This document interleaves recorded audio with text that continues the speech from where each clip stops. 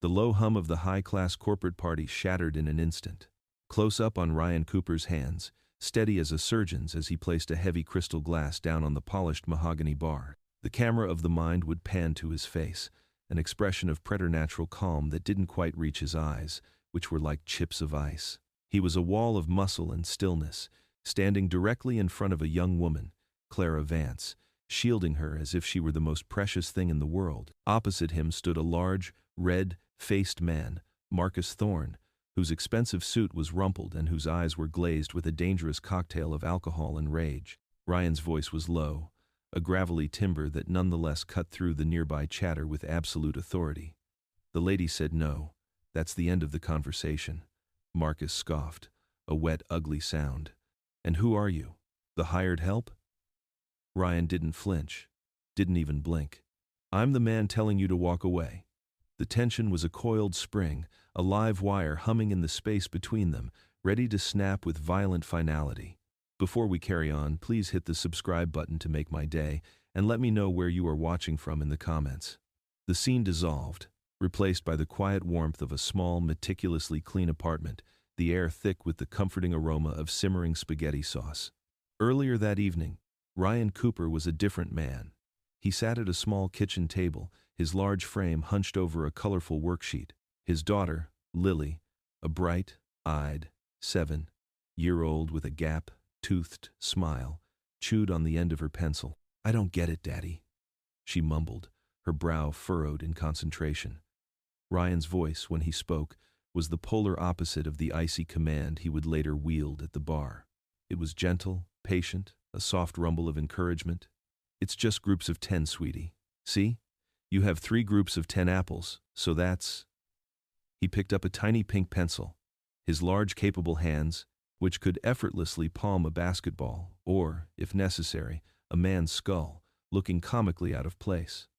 He carefully drew 3 circles, then 10 tiny dots in each. Their interaction was a ballet of quiet love, a world away from the sharks and wolves he would soon be serving.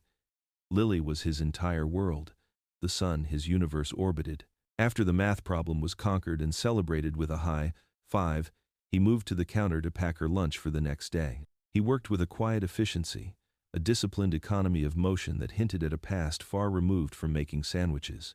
He sliced a tomato with precision, layered turkey and cheese, and then, with the focus of a craftsman, he took a knife and trimmed the crusts from the bread, exactly the way she liked it. He placed the perfect square sandwich into a plastic container, followed by a bag of apple slices and a small carton of juice. This small domestic ritual was a sacrament. He looked around the modest apartment, at the crayon drawings taped to the refrigerator, at Lily's worn teddy bear sitting on the sofa, at the neat stack of her favorite storybooks on the coffee table. This was his sanctuary, a peaceful existence he had fought harder to build and maintain than anyone could ever imagine. The quiet predictability of his life, the gentle rhythm of school runs and bedtime stories, was a treasure, a fragile piece he would protect at any and all costs. It was a life he had chosen, a life he had earned, and the thought of anything threatening it sent a cold, familiar dread through his veins. Later, the Ether Lounge was a world away from that cozy apartment. It was a sleek rooftop bar perched atop a skyscraper, offering panoramic views of the glittering city below. The air was thick with the cloying scent of a dozen expensive perfumes, the crystalline clinking of glasses, and the low, predatory murmur of powerful people making deals that would ripple across continents. This was the Vance Corporation's annual investor gala, a gilded cage filled with beautiful, dangerous animals. From his vantage point across the room, CEO Alistair Vance watched the proceedings like a hawk surveying his domain. A man in his late 50s, he had a commanding presence and eyes that missed nothing, constantly calculating, assessing, and filing away information. His daughter, Clara Vance, moved through the crowd with a determined grace. She was sharp and intelligent, dressed in an elegant but professional sapphire dress, a stark contrast to the more revealing attire of other women in the room. She was not here as decoration. She was here to work, to engage with investors, to prove her worth beyond her surname. But she could feel the weight of her father's formidable legacy, and she caught the dismissive glances from men who saw her as just the boss's daughter, a pretty placeholder. And then there was Marcus Thorne, a key investor whose portfolio was as large as his ego, He was loud, ostentatious, his booming laughter echoing across the terrace. Already several drinks in, he moved through the crowd with the unearned entitlement of a man who believed his money bought him the world and everyone in it. Behind the long marble bar, Ryan Cooper was a ghost. He was a model of quiet efficiency, almost invisible against the backdrop of glittering bottles and flashing lights. His movements were fluid and precise as he mixed complex cocktails with an artist's touch, a dash of bitters here, a swirl of a silver spoon there. He served a constant stream of patrons, his face a mask of detached professionalism. But his eyes, those observant, calculating eyes, were never still. While his hands worked, his mind was elsewhere, subconsciously mapping the room. He noted the positions of the two security guards, their relaxed postures, their focus on the main entrance. He noted the service exits, the fire escapes, the potential choke points. He clocked the potential sources of trouble, a habit he couldn't break, a relic from a life he had tried to bury. His gaze would occasionally linger on the crowd, not with curiosity, but with a flat, analytical assessment that was utterly at odds with his role as a simple bartender. The confrontation, when it began, was almost predictable. Marcus Thorne, having finally exhausted his audience of sycophantic junior executives, cornered Clara near a service station by the bar.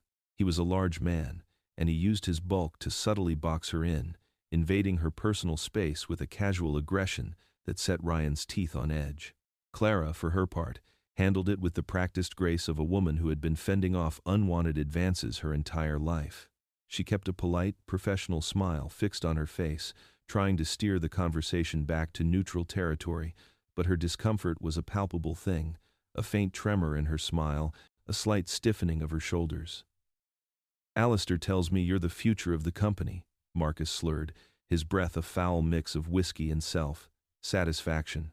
"I'd invest a few million more just to have more meetings with a pretty face like yours." Clara's smile didn't waver, though it became a little more strained. "We believe our fourth-quarter projections speak for themselves, Marcus. Perhaps we could discuss the portfolio diversification strategy. I think you'll be impressed with our new emerging markets initiative." She tried to pivot, to bring the conversation back to the language of business, the only language in which she felt safe with him. But Marcus was not interested in business. He placed a heavy, proprietary hand on her bare arm. "Forget business," he said, his voice dropping. "Let's talk about you and me." From behind the bar, Ryan clocked the entire interaction. He saw the subtle shift in Clara's posture, the way her fingers tightened around the stem of her champagne flute. He saw the tightening of her jaw, the flicker of alarm in her eyes before she expertly masked it. His body tensed, a low thrum of energy starting in his core. He continued polishing a glass, his movements slow and deliberate, but his attention was now a laser beam focused on the man and the woman just a few feet away. The flashpoint came when Marcus's hand slid from her arm, moving with a slimy confidence to the small of her back, his fingers pressing into her skin through the thin fabric of her dress. Clara froze. All the practiced grace, all the professional poise, evaporated in an instant. "Marcus, please don't," she said, her voice barely a whisper, but firm. He laughed it off, a dismissive, arrogant sound that made Ryan's blood run cold. He leaned in closer, his face uncomfortably near hers, his voice dropping to a conspiratorial whisper that was somehow more violating than a shout. That was the moment. The line had been crossed. Ryan placed the polished glass down on the counter with a soft, definitive click. He moved from behind the bar, his motion so smooth and silent that no one paid him any mind. He was just part of the background, the hired help. He flowed through the small gap between the bar and a group of laughing guests, a shadow detaching itself from the wall, until he was standing directly between them, a solid, immovable object. The sudden silence in their immediate vicinity was more jarring than a shout. The ambient murmur of the party seemed to recede, creating a pocket of intense, focused quiet around the three of them. Enraged by the sudden appearance of this human barrier, Marcus Thorne reacted with pure, drunken indignation. He shoved at Ryan's chest, a full-bodied push meant to send the smaller man stumbling backward into the bar. It was like shoving a brick wall rooted in granite. Ryan didn't move a single inch. It was Marcus who stumbled back, his own momentum working against him, his face flushing an even deeper shade of crimson with a mixture of shock and humiliation. He let out a guttural roar of fury, and threw a wild, telegraphed punch, a haymaker that started somewhere near his hip, arcing through the air with clumsy brute force. Ryan didn't counter with a punch of his own. He didn't block or dodge in any conventional sense. Instead, he moved with a chilling, fluid grace that seemed to bend time itself. He flowed inside the arc of the swing, his left hand coming up not to strike, but to gently cup Marcus's elbow, as if guiding a dance partner. His right hand pressed lightly, almost casually, on the man's shoulder. It was a movement of sublime economy. Using Marcus's own forward momentum, Ryan pivoted on the ball of his foot, a subtle shift of weight that was both effortless and absolute. The larger man was spun around, his wild energy redirected completely, his arm now locked behind his back in a controlled, painless, but utterly inescapable hold. The entire sequence was over in less than 2 seconds. It wasn't a brawl. It wasn't even a fight. It was a demonstration of absolute, unquestionable superiority, as clean and precise as a surgeon's incision. Ryan leaned in, his mouth close to Marcus's ear, his voice no longer the calm timbre of a moment ago, but a low, menacing growl that vibrated with contained power. "You're making a scene. The exit is to your left. I suggest you take it before you have to be carried out." The few people who had been close enough to see the move clearly stood frozen, their mouths slightly agape. Their minds couldn't quite process what they had witnessed. It was too fast, too clean, too devoid of the usual chaotic anger of a physical confrontation. There was no rage in Ryan's movement, only a chillingly calm efficiency that was far more terrifying. Marcus, the alcohol haze momentarily burned away by the shock and the sudden, firm control of his body, went rigid. He was a man used to physical intimidation, but this was something else entirely. This was a level of control he didn't understand. Just then, 2 of the lounge's security guards arrived, their expressions a mixture of alarm and confusion. They saw the prominent investor, his face pale, held effortlessly by the bartender, who looked as placid as if he were merely pointing out a spill on the floor. With a final, firm pressure, Ryan released his hold, giving Marcus a gentle but insistent nudge toward the waiting guards. Marcus, thoroughly sobered and deeply humiliated, allowed himself to be steered away without another word, his bluster completely deflated. Alistair Vance materialized at the bar, as if summoned from the very air, his expression as unreadable as carved stone. He had been watching from across the room, his sharp eyes missing nothing. He hadn't seen a simple scuffle. He had seen a specific, deliberate sequence of actions that had triggered something deep in his analytical mind. He didn't look at his daughter first. His gaze was fixed, with unnerving intensity, on Ryan. The bartender, for his part, was already back behind the bar, his movements fluid and unhurried as he wiped down a section of the counter with a clean cloth, as if the entire incident had been a minor distraction, already forgotten. He was deliberately breaking eye contact, trying to melt back into the anonymity of his role. Alistair stopped directly in front of him, his presence a palpable force field. "My apologies for his behavior," Alistair said, his voice a low, controlled baritone. "And my thanks. That was handled." Ryan continued wiping the counter for a second longer before briefly meeting the CEO's gaze. "Just doing my job, sir, keeping the peace." Alistair's eyes narrowed slightly. The answer was too pat, too simple. "You have a background in security?" His tone was casual, a simple inquiry, but his eyes were sharp, analytical scalpels, dissecting every nuance of Ryan's posture and expression. Ryan gave a slight non-committal shrug, turning to rinse the cloth in the small sink behind the bar. "You could say that," he replied, his voice muffled slightly by the sound of running water. "A little bouncing here and there over the years, you learn how to de-escalate." Alistair was not fooled, not for a second. He had employed dozens of security personnel over his career, from ex-cops working private details to former Special Forces operators on his executive protection team. He knew what a bouncer's move looked like. It was about leverage and brute force, about overpowering an opponent. What he had just witnessed was entirely different. It was about biomechanics and physics. It was about a profound understanding of how the human body moves and how to use its own energy against it. It was the economy of motion, the utter lack of wasted energy. It was faster, more refined, more lethally elegant than anything he had ever seen outside of a classified demonstration. The bartender's non-answer, his deliberate deflection, was more telling than any lie he could have concocted. A seed of intense, burning curiosity was planted in Alistair Vance's mind. This man was an anomaly, a ghost in the machine of his carefully curated event, and Alistair Vance did not tolerate anomalies he didn't understand. After her father had checked on her with a gruff but concerned series of questions, Clara found herself drawn back toward the bar. Her heart was still hammering against her ribs, a frantic bird beating its wings, but her mind was clear. She approached the bar alone, waiting patiently as Ryan finished serving a customer, mixing a vibrant blue cocktail with the same focused precision he had used to dismantle Marcus Thorne. She watched his hands, large and capable, moving with an ingrained confidence that was both mesmerizing and intimidating. When he was done, he turned, and his eyes met hers. For a moment, the professional mask was in place, but it faltered as he took in her pale face and the lingering tremor in her hands. "I wanted to thank you," she began, her voice a little stronger than she expected. "Properly. I don't know what would have happened if you hadn't stepped in." Ryan's expression softened, the icy control in his eyes melting away to reveal a surprising depth, a flicker of genuine concern.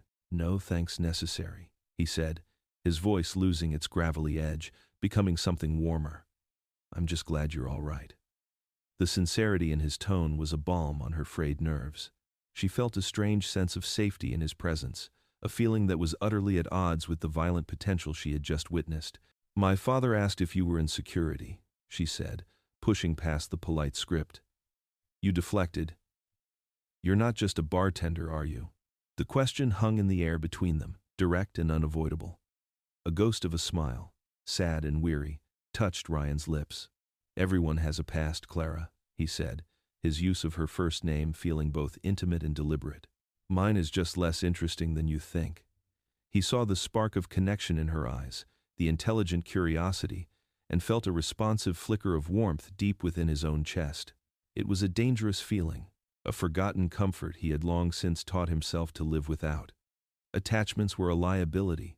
Connections were threads that could be pulled, threads that could lead back to the life he had buried, a life that could destroy the one person he truly cared about. He had to suppress it, immediately and ruthlessly. He had to remain invisible. He broke her gaze, turning back to the gleaming array of bottles behind him. "Can I get you a water? Or something stronger?" The question was a deliberate pivot, a wall of professional courtesy erected between them. The moment was broken. The connection was severed. Clara stared at his back, feeling a confusing mixture of profound gratitude and deep mystification. She had seen something extraordinary in him, a quiet strength and a profound sadness that called to a part of her she rarely acknowledged. He had saved her, and then, just as quickly, he had pushed her away, leaving her with more questions than answers. Ryan gripped the edge of the steel counter, his knuckles white, his gaze fixed on his own reflection in a dark bottle of scotch. The quiet bartender stared back, but for a fleeting second, he saw the ghost of another man looking out from behind those eyes, a man he had to keep buried at all costs. The following morning, in an office that felt more like a surgical theater than a corporate suite, Alistair Vance sat behind a vast, empty desk of brushed steel and glass. The room was sterile, high, tech, and silent, the panoramic windows showcasing a city that seemed to belong to him. On a large, wall-mounted screen, the face of David Chen, his head of corporate security, looked back at him. Chen was a former intelligence analyst, a man whose face was perpetually neutral, whose job was to see the patterns others missed. Alistair had recounted the incident from the previous night, but he hadn't focused on the drama, the drunkenness, or the insult to his daughter. He had focused on the biomechanics. "It was the economy of motion, David," Alistair said, his voice a low, precise hum. He steepled his fingers, his gaze fixed on a point just past the camera, replaying the memory in his mind's eye. There was no wasted energy, no anger, no flourish. He used the man's own mass against him, redirected his momentum as if it were a liquid. It was like watching a surgeon, not a brawler. A bouncer would have used a headlock, a clumsy tackle. This was different. It was an art form. Chen listened, his expression unchanging, but his eyes were sharp. Processing. "You believe he poses a threat?" "I believe he is an unknown quantity in a controlled environment," Alistair corrected. "And I don't tolerate unknown quantities, especially not near Clara. I want to know who he is." A standard background check? Chen asked, his voice flat. Professional. Employment history? Credit score? Criminal record? Alistair shook his head, a single sharp gesture of negation. No. A standard check will be useless. A man with those skills doesn't have a standard background. I want a deep dive, David. The kind of search you used to run when you worked for the government.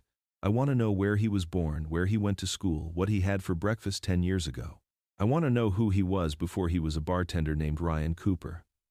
He leaned forward, his eyes locking onto Chen's on the screen. And it needs to be completely off the books. No digital trail. No official requests. This is for my eyes only. I want this man's history excavated with the quietest tools you possess. Am I understood? Perfectly, sir, Chen replied without a flicker of surprise. He was accustomed to Alistair's paranoia, which the CEO referred to as due diligence. I'll use my old contacts. It will be untraceable.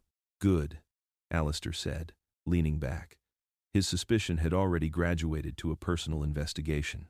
It was driven by two powerful primal instincts: the CEO's need to control every variable in his world, and the father's need to ensure the man who had so effortlessly protected his daughter was not himself a more subtle and dangerous kind of threat. The bright afternoon sun cast long shadows across a local park, the air filled with the joyful shrieks of children and the rhythmic creak of swing chains. Ryan was in his element, the one he had built for himself. He was pushing Lily on a swing, his large hands gently guiding the small seat, his face relaxed in a genuine smile as she shouted, "Higher, Daddy, higher!" He was fully present in the moment, his laughter mingling with hers, a perfect picture of paternal bliss. But it was a fractured presence. While one part of him was a loving father, another, older part was a silent sentinel. His awareness was a radar, constantly scanning the perimeter of the park. He noted the young mother on her phone, the teenager on a skateboard, the old man feeding pigeons, and he noticed the nondescript gray sedan parked across the street, a man inside pretending to read a newspaper. It was probably nothing, a private investigator on a domestic case, a plain-clothes cop watching a different target. But the feeling, the old, cold hum of hyper-vigilance, was back. It was a poison seeping into the clean air of his new life. A profound sense of dread washed over him, a familiar weight settling in his gut. He cursed himself, silently and viciously, for his momentary lapse in control at the party. He had one job, one single, overriding directive he had lived by for 5 years. Stay gray. Blend in. Become part of the background noise. And in 2 seconds of clean, efficient movement, he had painted a target on his own back. He had drawn the attention of a man with limitless resources, a man who did not strike him as the type to let an anomaly go unexamined. The thought of running again was exhausting. The logistics of it spun through his mind, a grim, familiar checklist, packing the go, bags, pulling Lily out of the school she loved, creating new identities, finding a new city, a new life, and starting the whole process of building a sanctuary from scratch. The thought terrified him more than any physical threat. He looked at Lily's face, tilted up toward the sky, her expression one of pure, unadulterated joy. Her innocence was the most precious thing in his world, the very thing he had been running to protect. His resolve hardened into something cold and sharp. He would not run, not this time. He would not let his past, that shadowy, violent ghost, destroy this beautiful, fragile life. He would stand his ground, right here, and if the threat came, he would meet it. He would become the monster necessary to protect his angel. A few days later, on a quiet Tuesday afternoon, the Ether Lounge was a different place. The predatory energy of the gala was gone, replaced by a calm, sunlit tranquility. Ryan was the only one working the bar, polishing glasses, restocking inventory. The silence broken only by the soft jazz playing through the sound system. He was surprised when the elevator doors opened and Clara Vance walked in, dressed in casual business attire, a blazer and slacks that still managed to look effortlessly elegant. She sat at the bar, a small wry smile on her face. "Miss Vance," Ryan said, his voice even, betraying none of his surprise. "Back so soon?" "Please, call me Clara," she said, her voice soft. "And I had a meeting nearby. I wanted to see if my hero was working." She said it with a teasing smile, but her eyes were serious, searching his. Ryan finished polishing a glass and set it down, his own expression unreadable. "Just a bartender, Clara." "I don't believe that," she said, her gaze unwavering. "I haven't been able to stop thinking about it. For a second, when that man came at you, you looked like someone else entirely. Someone dangerous." Ryan held her gaze for a long moment, the air crackling with the unspoken things between them. He could see the genuine curiosity in her eyes, the lack of fear, the intrigue. He gave a small, almost imperceptible shake of his head.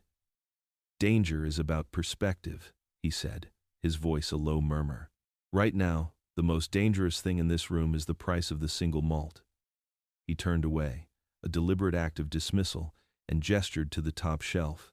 As Clara was about to press him further, a phone buzzed on the bar, not hers, but a sleek, encrypted device Alistair Vance kept with him at all times. Miles away, in his office, Alistair answered the call from David Chen. "We have a problem," Chen's voice said, devoid of its usual neutrality. There was a new edge to it. The background check on Ryan Cooper came back. "And?" Alistair prompted, his knuckles tightening on the phone. "And there's nothing," Chen said. "That's the problem. The name Ryan Cooper is real, but the identity is a ghost. His social security number was issued exactly 5 years and 2 months ago. There is no credit history before that date, no driver's license in any other state, no tax records, no education records, no birth certificate, no family, nothing. According to every official database in this country, Ryan Cooper simply appeared out of thin air 5 years ago." Alistair was silent, processing the information. "A ghost. It's a classic signature," Chen continued, his voice grim. "This is a professionally created identity. A legend, as we used to call it. The kind of cover story given to a deep-cover operative or someone in witness protection. Whoever he was before, he was erased with an expert hand." Alistair's suspicion, his curiosity, now ignited into a full-blown obsession. This wasn't just a former bouncer with some fancy moves. This was a professional, a man trained to deceive, to disappear, to exist in the shadows. And he was serving drinks to his daughter. The unraveling thread had not led to a simple answer. It had led to a locked door. And Alistair Vance was a man who would use a battering ram if he couldn't find the key. Alistair's secure study was a vault of silence and cool, conditioned air, located in the private wing of his vast estate. Here, there were no family photos, no personal trinkets, only the clean lines of bespoke furniture and the soft glow of integrated technology.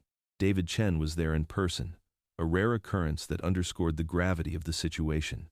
He stood before a large, interactive screen that was currently displaying a complex web of dead ends. Digital arrows pointed to grayed out boxes labeled "No Record," "Data Expunged," "Access Denied." Chen, using a stylus, tapped on a blurry still frame captured from the Ether Lounge's security camera. It was a side profile of Ryan, his face partially obscured by motion and poor lighting. "We ran facial recognition against every database we have access to, legal and otherwise," Chen explained, his voice as crisp as the graphics on the screen. "Criminal records, DMV photos, passport and visa registries, social media archives, everything. We found nothing. It's as you suspected. The man didn't exist before 5 years ago." Alistair stared at the screen, his jaw tight. "But you said you found something." "I expanded the search," Chen said. He swiped the screen, bringing up a new set of data. "I used a deep web crawler with an algorithm that searches for image fragments on secure, non-indexed servers. It's a shot in the dark, usually turns up terabytes of junk data. But this time, we got a hit. A single, fleeting one." He zoomed in on a new image. It was even grainier than the first, seemingly a screenshot from a low-resolution video. It showed a man in tactical gear, face smudged with grime, looking over his shoulder. The angle was different, the context a world away, but the bone structure, the set of the jaw, the intensity in the eyes, it was undeniably Ryan Cooper. But the image wasn't the most alarming part. It was the file it was linked to. The image was embedded as a single frame in a heavily corrupted video file, which itself was buried in a mission debriefing. Chen continued, his tone dropping. "But the file, it's sealed. It's not just classified, sir. It's flagged with a level of encryption I've only ever seen on black-level military intelligence files. The kind of thing that doesn't officially exist. Trying to access it, even with my old credentials, would be like throwing a rock at a hornet's nest. It would trigger alarms all the way to Fort Meade. We'd have men in black suits on your lawn before lunch. Alistair stared at the locked file icon on the screen, a stark, red symbol of absolute prohibition. A cold understanding began to dawn on him. This wasn't a man in witness protection. This wasn't a simple operative. This was something else entirely. So he's not a criminal, Alistair murmured, thinking aloud. He's a spook. Chen shook his head slowly. Spooks have records, even if they're sealed. They have a chain of command, a file somewhere in a basement that says they exist. This file, this flag, it's different. This is the kind of digital tomb you build for someone the government wants to pretend never existed at all. He looked from the screen to Alistair, his professional mask finally cracking to show a sliver of unease. He's not a spook, sir. He's a ghost. Thousands of miles away, in a city whose name was synonymous with espionage and betrayal, the air in a private back room was thick with the smell of stale cigar smoke and expensive Armenian brandy. A man with cold, dead eyes sat in a worn leather armchair, a tablet resting on his knee. His name was Silas, and his stillness was that of a patient predator. He was scrolling idly through a Western gossip website, a habit he maintained to keep a finger on the pulse of the decadent world he so despised. The headline was garish: Billionaire Brawler, Investor Marcus Thorne, ejected from gala after scuffle. He almost swiped past it, but the name Vance caught his eye. He had old, unpleasant business dealings with Alistair Vance. He read the short, poorly written article with detached amusement. It described a drunken investor being handled by bar staff. There was a grainy cell phone picture, taken from behind, showing a broad, shouldered man in a bartender's uniform, easily restraining the much larger Marcus Thorne. Silas grunted, unimpressed, but then he scrolled to the next photo. This one was taken from the side, a lucky shot from another guest, capturing the bartender's profile as he spoke into the investor's ear. Silas froze. The tablet felt heavy in his hands. He slowly, deliberately, zoomed in on the face. The image was blurry, pixelated, but the profile was unmistakable. The hard line of the jaw, the shape of the nose, the intense, focused calm. A slow, predatory smile spread across Silas's face, a chilling expression that did not reach his dead eyes. It was a smile of disbelief, of dark humor, and finally, of malevolent, resurrected purpose. He looked up at a subordinate standing in the shadows across the room, a hulking figure who had been waiting silently for orders. "I thought he was dead," Silas said, his voice a soft, gravelly rasp. He never took his eyes off the image on the screen. "They told me the entire unit was wiped out in the Istanbul fire, burned to ashes." He tapped the screen with a long, nicotine-stained finger right on the bartender's face. "It seems the specter has a new life." He let out a low, dry chuckle. A bartender. How quaint. Serving drinks and wiping down counters. His eyes, which had been dull and lifeless moments before, now gleamed with a terrifying light. The ghost he had been chasing for years, the one man who had ever truly gotten the better of him, the operative who had dismantled his entire network before vanishing in a blaze of fire and misinformation, was alive, and he was hiding in plain sight. "Find him," Silas commanded, his voice dropping to a whisper that was more menacing than any shout. "I want to know everything, where he lives, who he knows." A dark thought bloomed in his mind, a new, exquisitely cruel idea. Find his life. Find what he loves. And then, we will take it apart, piece by piece, until he is begging for the death he should have had in Istanbul. The quiet life Ryan had so carefully constructed was beginning to fray at the edges. He felt it in the subtle shift of the world around him. He was walking Lily home from school, her small hand tucked securely in his. The afternoon was bright, the streets of their quiet residential neighborhood filled with the familiar sounds of life. But for Ryan, the world was now overlaid with a transparent map of threat vectors and lines of sight. He deliberately took a different route than usual, a winding path through streets he knew intimately. He stopped near a small bakery, bending down to tie his shoe, a classic simple maneuver. His eyes weren't on his laces. They were on the large plate, glass window of the shop, its surface acting as a perfect, wide-angle mirror of the street behind him. He saw it again. The same nondescript gray sedan he had spotted at the park.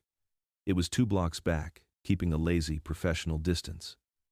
Vance's corporate security. Amateurs, but persistent ones. He had expected that. But then he saw something else. Something that made the blood in his veins run cold. A man on foot, on the opposite side of the street, trying far too hard to look casual. He was speaking into the collar of his jacket, his eyes scanning the street, not like a pedestrian but like a hunter.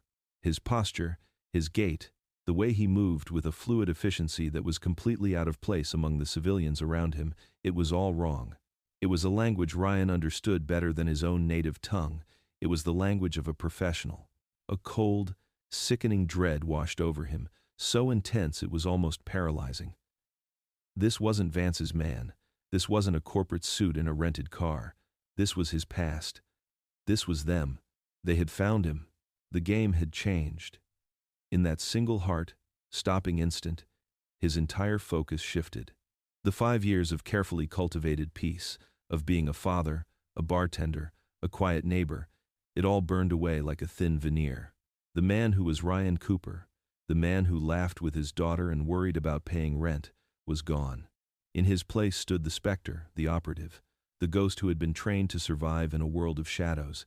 His mind, which had been thinking about what to make for dinner, was now a cold, hard calculator, processing threat levels, escape routes, and fields of fire. He stood up, the knot in his shoelace perfect and tight. He placed his hand protectively on Lily's shoulder, his touch gentle, but his grip firm, ready to pull her behind him in a fraction of a second. "Hey, sweetie," he said, his voice miraculously calm and steady. "How about we play a little game? Let's see how fast we can walk to the corner without running." Lily giggled, oblivious. "Okay, Daddy." He quickened his pace, his heart a cold, heavy drum against his ribs. He didn't look back. He didn't need to. He could feel the hunter's eyes on him, a physical weight on his skin. The quiet bartender was gone, erased by a chillingly familiar necessity. The operative he used to be, the man he had tried to kill and bury, was back. And he was walking his daughter home from school. Alistair Vance sat in the back of his armored Maybach, the city lights smearing into abstract streaks of gold and white as the car moved silently through the evening traffic. He was not looking at the city. He was looking inward, at the digital tomb David Chen had shown him. A ghost. A professionally erased government asset.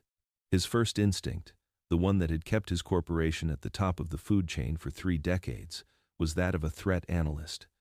Neutralize the unknown variable. Remove the piece that doesn't fit on the board. The man was a black box of lethal skills and unknown allegiances, and he was working in a bar frequented by his daughter. The logical move was to have him removed, quietly and permanently. But logic was at war with memory. He couldn't forget the image of the bartender standing in front of Clara, a solid, immovable wall. He couldn't forget the way the man had dismantled a drunken brute twice his size, not with anger, but with a chilling, protective precision. It wasn't the cold duty of a hired bodyguard earning his paycheck. Alistair had seen that 100 times. This was different. It was a fierce, primal, protective instinct, the kind a wolf shows for its cub. He had seen a flicker of it in the man's eyes just before he had turned away, a depth of conviction that Alistair, a man who commanded armies of lawyers and executives, grudgingly respected. He weighed the two realities. On one hand, a man with a past so dark the government had buried it in a digital grave. On the other, the only person who had stood up for his daughter when no one else would, not even his own paid security. The risk of the unknown versus the evidence of his own eyes. He made a decision. The time for covert surveillance and deep web crawlers was over. A direct approach was needed, a controlled confrontation. He would not send Chen. He would not send his security team. He would approach the ghost himself. He would look into the man's eyes and take his own measure. It was a risk, but Alistair Vance had built his empire on calculated risks, and his intuition, the gut feeling that had made him billions, told him that Ryan Cooper was a more valuable asset than he was a threat. The playground was emptying as the late afternoon sun began its slow descent, painting the sky in hues of orange and purple. Ryan was there with Lily, but he wasn't relaxed. The easy joy of their previous visits was gone, replaced by a cold, coiled tension in his gut. He had positioned them on a bench with a clear, unobstructed view of all entry and exit points, his back to a solid brick wall. He watched Lily scramble up the slide, her laughter a bright, beautiful sound in the cooling air. But his focus was a lie. His senses were stretched thin, tasting the air, listening to the rhythm of the street, watching every car that passed, every person who entered the park gates. Then he saw it. A white van, marked with a faded city landscaping logo, pulled up to the curb 100 yards away. It was the wrong time of day for landscapers. The engine cut out, but for a long moment, no one got out. Ryan's blood ran cold. 2 men finally emerged. They wore work pants and dirty T-shirts, but they didn't look like landscapers. They were too fit, too aware. They moved with a synchronized purpose, separating immediately, one circling to the left, the other to the right, their eyes not on the flower beds or the trees, but on the children, on Lily. The world snapped into a terrifying, high-definition focus. Ryan scooped Lily up in one smooth motion, her squeal of surprise cut short by the look on his face. "Time to go, sweetie," he said, his voice a low, urgent whisper in her ear. "We're going to play a new game. It's called Race to the Car. Ready?" One of the men, the one who had circled left, was now directly in his path to the street, his arms crossed, a grim smile on his face. The other was closing in from the side, his eyes locked on Lily, his hand reaching out. The switch flipped. The 5 years of peace, of being daddy, of being a bartender, evaporated in a blaze of pure, cold fury. This was not the controlled, elegant deflection from the bar. This was not about de-escalation. This was about survival. Ryan moved. As the second man lunged to grab for Lily, Ryan spun, shielding her with his body. His left elbow, driven by the full force of the spin, snapped out and connected with the first man's throat. There was a sickening crunch of cartilage, and the man crumpled to the ground, his hands clawing at his neck, his face a mask of silent, agonizing shock. Ryan didn't pause, didn't even look at him. The second man, surprised by the sudden brutal violence, hesitated for a fraction of a second. It was all the time Ryan needed. He shifted his weight, his right leg scything through the air in a spinning back kick that was a blur of motion. The heel of his boot connected with the man's knee with the force of a sledgehammer. The sound of the bone shattering was loud and wet in the quiet park. The man screamed, a high, thin sound of pure agony as his leg folded at an impossible angle. Ryan didn't stop. He didn't look back. He ran. Lily held tight against his chest, her face buried in his shoulder, her small body trembling. He reached his car, fumbling with the keys, his hands shaking not with fear, but with a massive, surging overdose of adrenaline. He got Lily into her car seat, his movements frantic but sure, and peeled away from the curb, leaving 2 broken men writhing on the ground behind him. Unseen by Ryan, parked a block away in a black SUV filled with surveillance equipment, one of David Chen's agents lowered his long lens camera, his face pale. He keyed his microphone, his voice a breathless, shaky whisper. "Sir, it's Team Alpha. You are not going to believe this. My God, I have it all on video, sir. Sending the feed now." The apartment, once a sanctuary of warmth and peace, was now a scene of frantic, controlled chaos. Ryan burst through the door, locking and deadbolting it behind him. He was in a state of high alert, his body humming with the residual energy of the fight. He gently set Lily, who was now crying softly, on the sofa. "It's okay, baby, it's okay," he murmured, his voice rough with emotion. "Daddy's here." He pulled a worn duffel bag, a go bag, from the back of his closet, and began throwing things into it. Clothes for Lily, a first aid kit, stacks of cash he had hidden in the floorboards. He moved with a desperate efficiency, his mind a whirlwind of calculations. He strapped a holster to his hip, the cold, heavy weight of the Sig Sauer pistol a grimly familiar comfort. Lily watched him, her eyes wide with fear and confusion. "Daddy, you're scaring me." Who were those men? Before he could answer, there was a frantic, insistent knock on the door. Ryan froze, his hand instinctively going to the grip of his gun. "Ryan!" a voice called out, muffled by the door. It was Clara. "Ryan." Are you okay? I was in the neighborhood. I heard sirens near the park. I was so worried. He hesitated for a second, his mind racing. He couldn't let her in.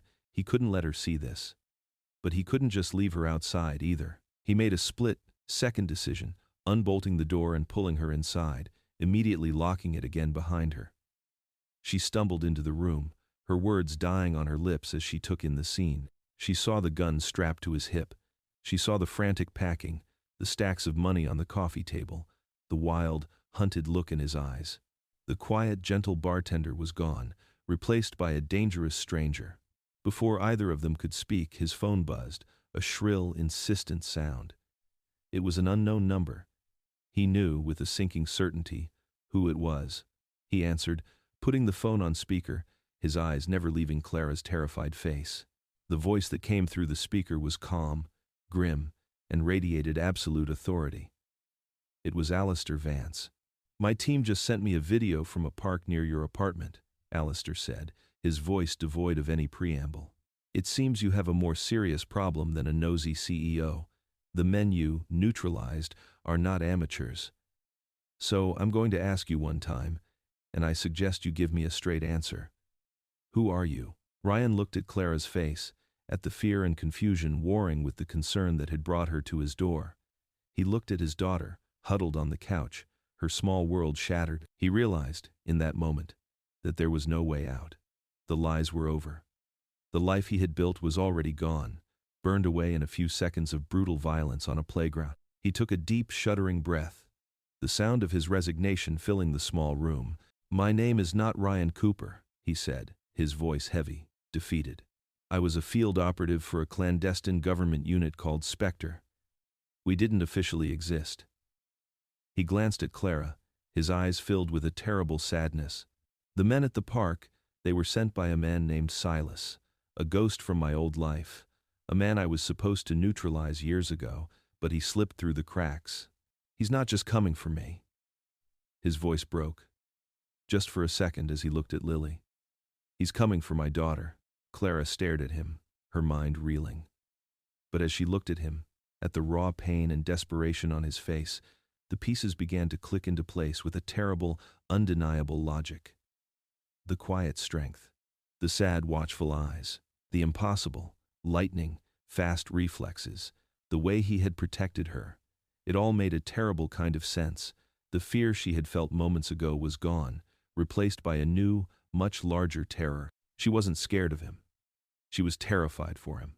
The panic room was a silent, sterile womb of brushed steel and acoustic dampening panels, buried deep within the foundations of Alistair Vance's estate. It was a place designed to withstand a direct assault, a fortress of absolute security that now felt like a gilded cage.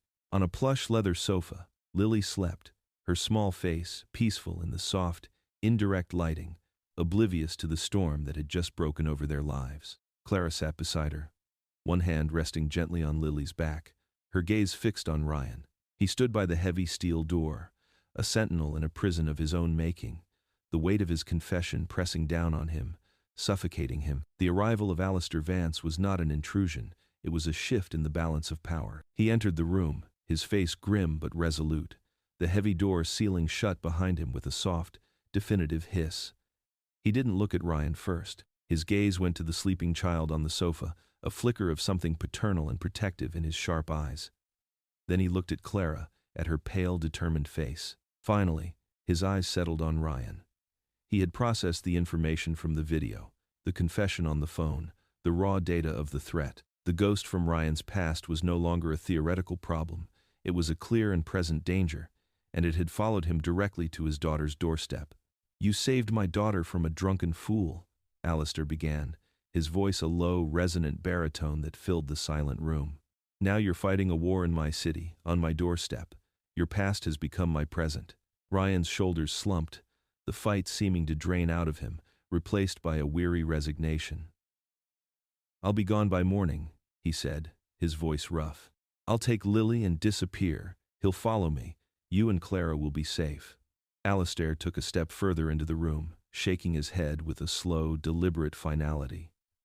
"No," he stated, the single word carrying the force of a command.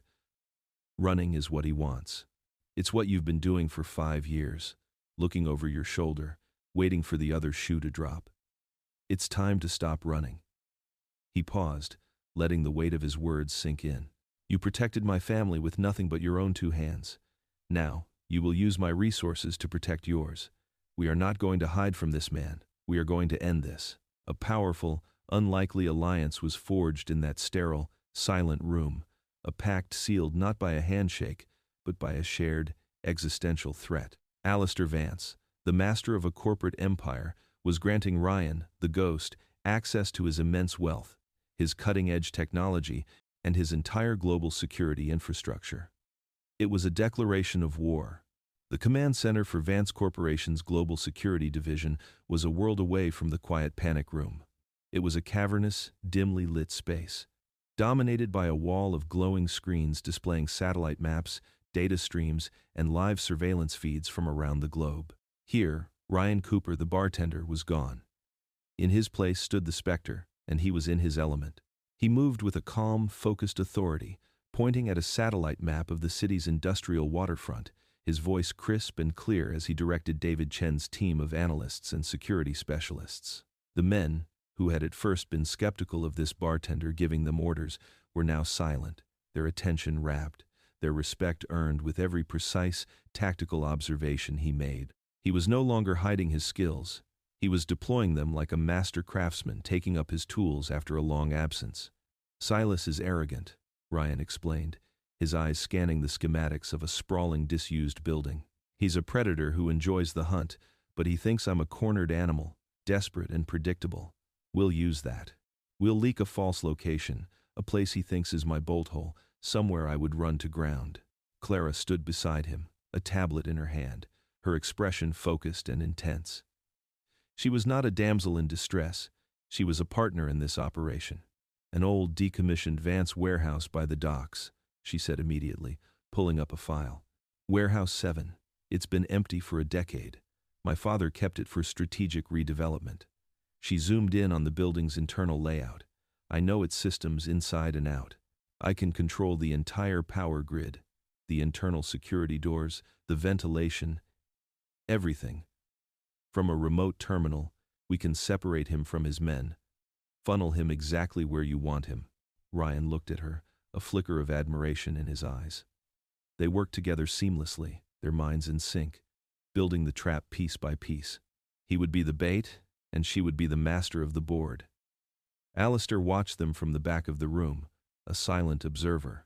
He saw the way his daughter looked at Ryan, not with fear or apprehension, but with complete, unwavering trust and a deep, profound admiration.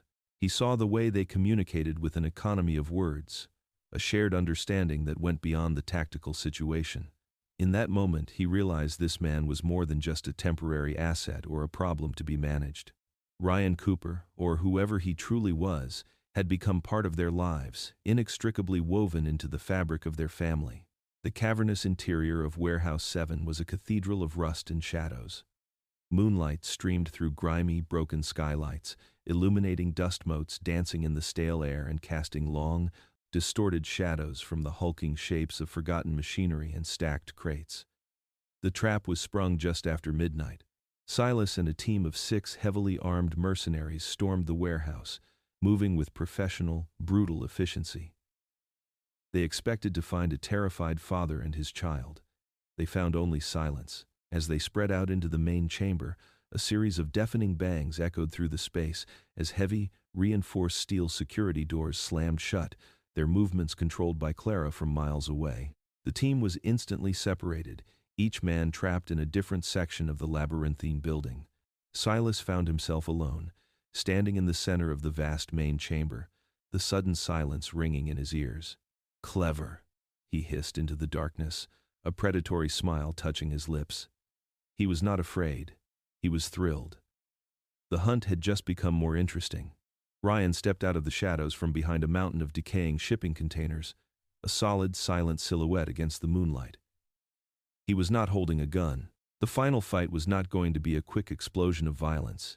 It was a tense, psychological battle, a contest of wills between 2 ghosts from a forgotten war. They began to circle each other. a brutal ballet of skill and strategy through the maze of crates and machinery. Silas was a whirlwind of aggressive, lethal force, a knife appearing in his hand as he lunged and slashed. Ryan was a study in defensive mastery, using the environment, the darkness, and the element of surprise. He flowed around Silas's attacks, redirecting, parrying, using the man's own momentum against him.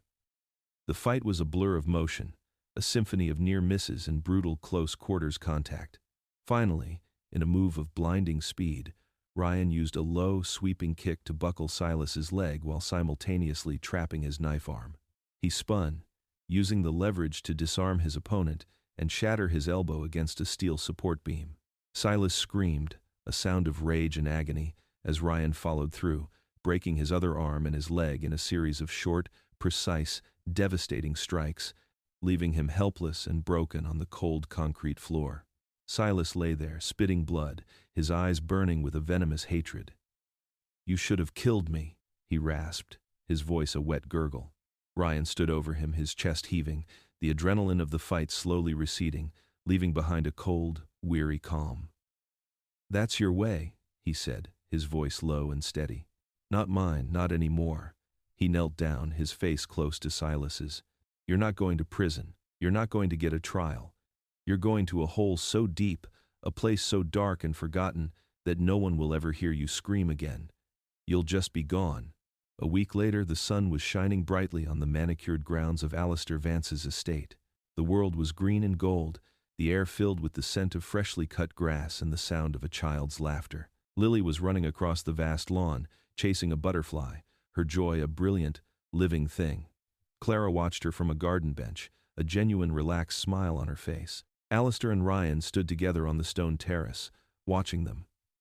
Alistair's private security, working with a discreet government contact who owed Alistair a very significant favor, had made Silas disappear. The world would never hear from him again. The official story is that Ryan Cooper, the bartender, packed up and moved on to a new city, looking for a fresh start. Alistair said, his eyes on Lily. "His name has been scrubbed from the employee records at the lounge. As far as the world is concerned, he simply vanished." He turned to Ryan. "As for you, I'm creating a new position at Vance Corporation, Director of Global Risk Mitigation. It will be your job to anticipate and neutralize threats to the company, its assets, and its people on a global scale. It will require a man of your unique and considerable talents. It will give you a name, a purpose, and the resources to ensure Lily never has to run again." Ryan looked at the powerful man beside him, then at his daughter, safe and happy and free. The words felt inadequate, but he said them anyway. "I don't know how to thank you." Alistair clapped a firm hand on his shoulder. "Don't," he said, his voice gruff but warm. "Just keep doing what you did the first night we met. Protect the family." Ryan watched as Clara stood up and walked over to them, her eyes shining. She didn't say a word. She simply slipped her hand into his, her fingers lacing with his. He looked down at their joined hands, then back at her, and for the first time in more years than he could count, a small, genuine smile reached his eyes, a smile of peace, of acceptance, of hope. The final shot of the mine's camera would show him months later, dressed in a sharp, tailored suit, walking with a confident stride through the gleaming lobby of Vance Tower. He was not hiding in the shadows anymore. He was walking in the light. He had found a way to integrate his past with his present, to be both a protector and a father, a ghost and a man. He was, at long last, home.